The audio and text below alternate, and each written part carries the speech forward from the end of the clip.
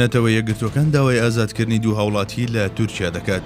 کۆمیسیۆنی مافەکانی مرۆڤ لە نەتەوە یەکگرتوەکان داوای ئازادکردنی دوو هاوڵاتی لە تورکیا دەکات کە لە ساڵی 2017 لەلایەن دەستگای هەواڵگیری میتەوە لە وڵاتی مالیزیا ڕفێنراون. کۆمیسیۆنەکە ماوەی 180 ڕۆژی بە تورکیا داوە هەتا ئەو دوو هاوڵاتیە ئازاد بکە کە بە پاساوی ئەندامێتیان لە جەماعەتدا ڕفاندوونی. لە ساڵی 2017 دوو هاوڵاتی دانیشتوی وڵاتی مالیزیا بەناوەکانی عیسمەت ئۆز شەریک و تورگای کارەمان کە یەکێکیان پیشەی مامۆستایە لەلایەن دەستگای هەواڵگیری تورکیاوە ڕفێنران.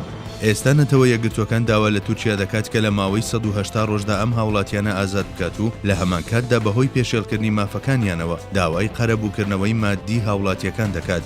حکوومەتی تورکیا هەتا ئێستا سەبارەت بەو بابەتە وەڵامێکی بۆ کۆمیسیۆنی مافەکانی مرۆڤی نەتەوە یەکگرتوەکان نەبووە. لە بەشێکی دیکەی نووسراوی کۆمیسیۆنەکە داهاتووە هەتا ئێستا دیار نییە کە ئەم کەسانە چۆن هەڕەشەیەکیان بۆ سەر تورکیا دروست کردووە. هەروەها لە نووسراوەکەدا ئەوە بەبیر تورکیا هێنداوەتەوە کە واژۆی لەسەر مافەکانی مرۆڤی نەتەوە یەکگرتوەکان کردووە و پاشان دەڵێت پاساوگەلێکی وەک بارینە ئاسایی و هەڕەشە بۆ سەر دەوڵەت بۆ ڕفاندنی هاوڵاتیەکان جێگەی قبوڵ نییە.